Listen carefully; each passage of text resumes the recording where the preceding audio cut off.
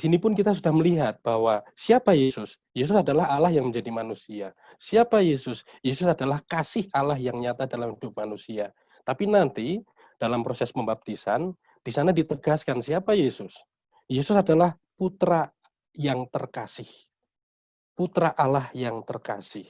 Maka ia mewujudkan itu semua dalam rangka sekali lagi merealisasikan, menghadirkan kerajaan Allah, mewujudkan kasih Allah dalam hidup manusia. Nah, itu identitas Yesus. Dia adalah Allah yang hadir tengah manusia, dia adalah putra yang terkasih dan sebagainya. Nah, ketika kita menyebut identitas Yesus itu, maka kita pun juga ingat ada begitu banyak sebutan tentang Yesus. Dan yang hari ini secara khusus kita lihat, kita bahas adalah Yesus sebagai anak manusia, raja kerajaan surga. Nah, kita mau melihat, kalau Yesus disebut sebagai anak manusia, raja kerajaan surga, itu maksudnya apa? Lalu kemudian tanda kutip konsekuensinya apa sebagai misi gitu ya. Misi itu sebagai konsekuensinya. Kalau Yesus adalah anak manusia raja kerajaan surga, konsekuensinya apa? Teman-teman yang terkasih, dikatakan bahwa Yesus sering kali menyebut diri sebagai anak manusia. Pemahaman mengenai anak manusia itu muncul dalam penglihatan yang dialami oleh Daniel. Kita bisa membaca dari kitab Daniel bab 7 ayat 13 sampai 14. Nah, anak manusia adalah pribadi yang datang dari langit, dari surga, dan bukan seorang manusia yang datang dari dunia kita ini. Allah memberikan kepadanya kekuasaan dan kemuliaan sebagai raja. Kerajaan yang berada di bawah kuasa anak manusia itu tidak akan musnah. Kerajaan ini adalah kerajaan surga yang tidak terikat pada tempat dan waktu. Sekali lagi teman-teman, pemahaman Yesus sebagai anak manusia dan raja ini sekali lagi muncul dari penglihatan Daniel. Nah, anak manusia itu sendiri akan menjadi raja yang kekal. Selama-lamanya, ia akan memegang kuasa sebagai raja atas kerajaan surga. Yesus itulah anak manusia yang dinubuatkan dalam kitab Daniel. Ia memegang kuasa atas kerajaan abadi, dan pada akhir zaman, ia akan menggunakan kuasanya untuk menentukan siapa yang layak masuk ke dalam kerajaannya. Semua orang dari segala bangsa akan dibawa ke hadapan anak manusia, dan setiap orang akan diadili menurut perbuatannya. Nah, itu juga yang kita dengarkan dalam bacaan Injil hari ini, bahwa Yesus yang adalah anak manusia itu, yang adalah raja kerajaan surga itu, nantinya karena dia sudah ada di surga, dia mempunyai kuasa untuk mengadili, menghakimi, dan sebagainya. Tetapi teman-teman, memang kita perlu tahu konsep menghakimi itu. Tetapi saya lebih suka untuk melihatnya secara lebih positif saja, ya, supaya tidak takut. Kesannya kalau diadili, dihakimi itu kan kita hidup dengan ketakutan, gitu kan ya. Kalau dihakimi itu kita melakukan tidak berdosa supaya tidak dihukum, kan bukan itu. Harusnya kan pemikiran kita melakukan yang baik, gitu, untuk ambil bagian. Nah, seperti itu kan lebih positif. Bukan melakukan yang baik supaya tidak dihukum, itu kan lebih negatif.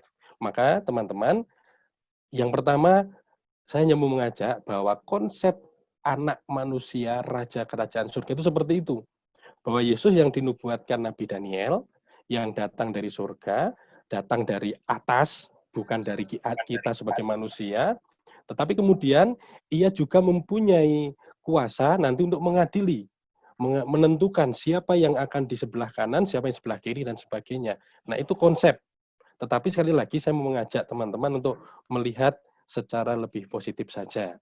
Teman-teman, sebagai perbandingan bagaimana melihat yang positif itu begini. Saya waktu itu menerima pengajaran ini bersama Romo Peter dari Romo Trianto yang teman-teman juga kenal gitu ya. Bahwa Yesus itu ada, hidup, hadir, itu melakukan 3 hal. Yang dilakukan oleh Yesus adalah berkeliling, mengajar, dan menyembuhkan. Dengan berkeliling, Yesus itu mau menyapa. Yesus mau terlibat dalam hidup manusia. Yesus pun katakanlah Yesus juga ikut berpesta dengan orang-orang itu. Yang mau diwujudkan apa? Bahwa Yesus itu datang untuk memanusiawikan sesamanya.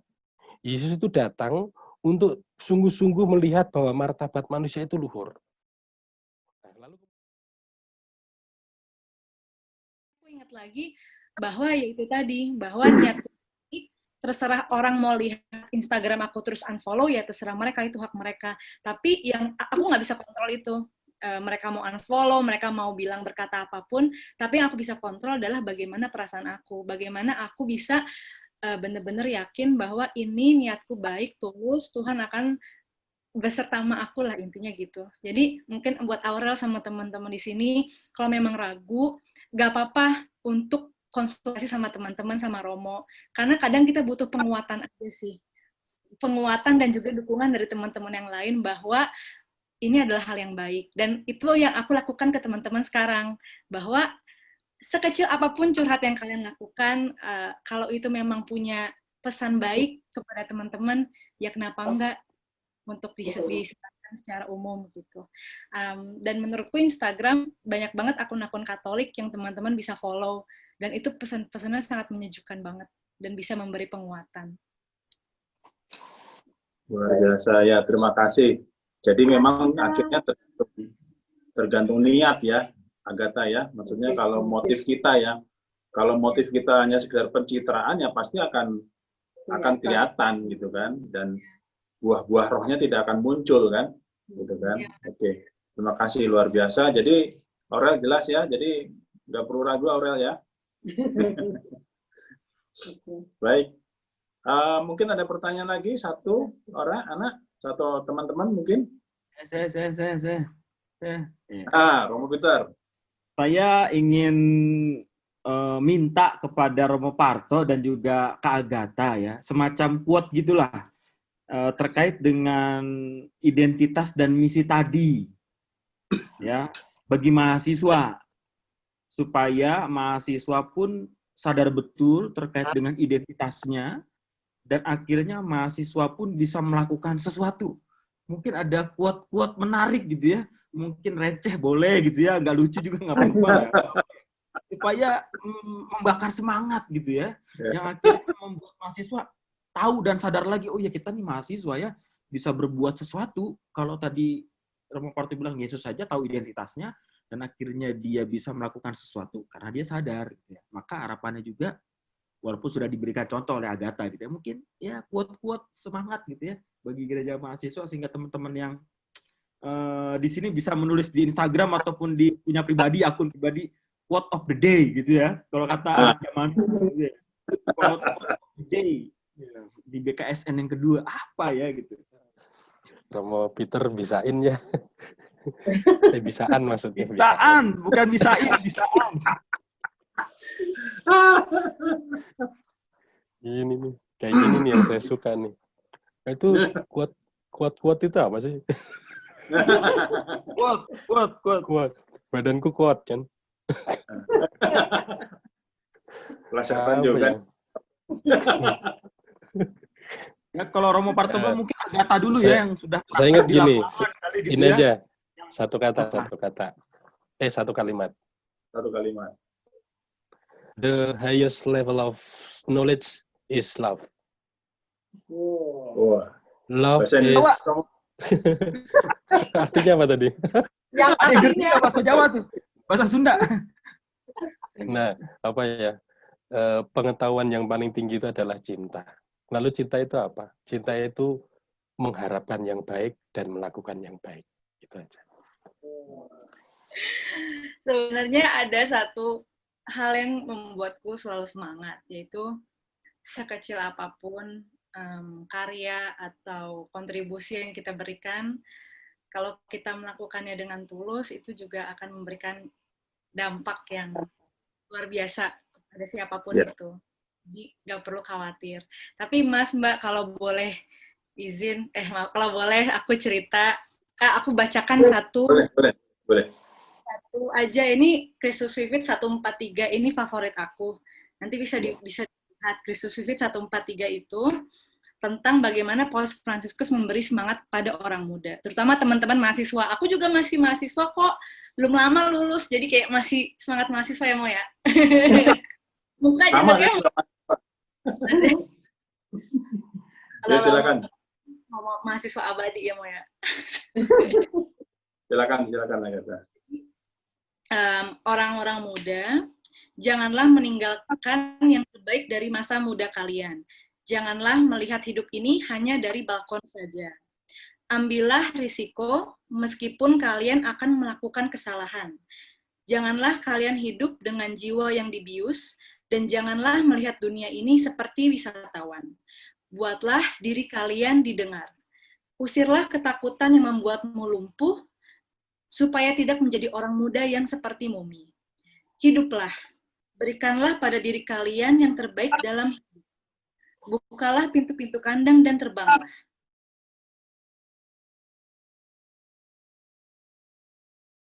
Bagi Bapak Suci, para uskup dan para imam, ya Bapa, dampingilah selalu Bapak Suci, para uskup dan para imam, agar mereka menggembalakan umat-Mu dengan iman yang teguh, seperti Bunda Maria, saat menerima perutusan sebagai Sang Bunda Penyelamat.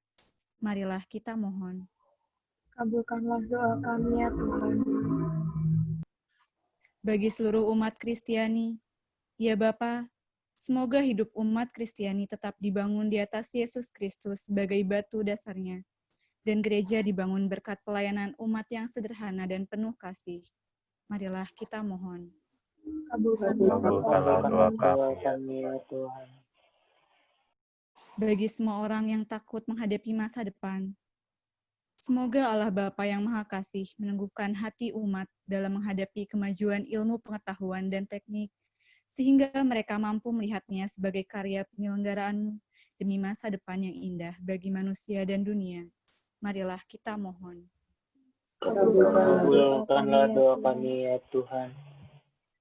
Bagi seluruh masyarakat dunia, ya Bapa, sertailah kami umat-Mu dalam menghadapi krisis dunia sekarang ini, terlebih dalam menghadapi pandemi COVID-19 ini, sehingga kami tetap mampu menemukan-Mu dalam setiap langkah hidup kami. Marilah kita mohon. Kabulkanlah doa kami ya Tuhan. Bagi para mahasiswa, ya Bapa, hadirlah di tengah-tengah kami, sentuhlah hati kami, dan tumbuhkanlah iman kami dalam mengikuti panggilan-Mu. Marilah kita mohon. Kabulkanlah doa kami ya Tuhan. Ya Bapa, dengarkanlah semua permohonan kami ini, dan kabulkanlah seturut dengan rencana-Mu. Sebab dalam nama-Mu kami percaya, dan hidup kini dan sepanjang segala masa. Amin. Dalam nama Bapa, Putra, dan Roh Kudus. Amin. Amin. Allah Bapa yang Maha Pengasih, kami syukur kepadamu atas sabda-Mu yang telah Kau nyatakan kepada kami. Sabda-Mu mengingatkan kami akan kebenaran iman yang kami terima, yaitu bahwa Yesus anak manusia itu adalah Raja yang berkuasa atas kerajaan surga. Kami mohon, bantulah kami agar senantiasa menyadari bahwa kami adalah hamba-hambanya yang senantiasa setia melayaninya dengan perbuatan baik dan pelayanan kasih terhadap sesama, terutama yang menderita. Dan secara khususnya Tuhan, kami mohon berkat-Mu untuk kami semua, terutama keluarga mahasiswa di Keuskupan Bogor ini. Semoga kami pun juga senantiasa dapat menghadirkan Engkau, menghadirkan Yesus Putra-Mu dalam hidup kami, dan Engkau pun memberikan rahmat yang kami butuhkan, agar kami senantiasa dapat menjadi saksi-saksi-Mu melalui karya-karya kami, meskipun sederhana dan kecil dalam hidup kami. Dan pada malam hari ini juga kami serahkan diri kami, semoga Engkau melindungi kami, membimbing kami, dan memberikan istirahat yang nyenyak bagi kami, menjauhkan kami dari segala mara bahaya, sehingga esok hari kami dapat bangun kembali dengan tenaga dan semangat baru untuk kembali memuliakan dan mencintai Engkau dalam hidup kami. Ini semua kami sampaikan kepadamu melalui perantaraan Kristus Tuhan kami. Tuhan sertamu dan sertamu juga, semoga saudara sekalian diberkati oleh Allah yang Maha Kuasa, Bapa, Putra, dan Roh Kudus. Amin.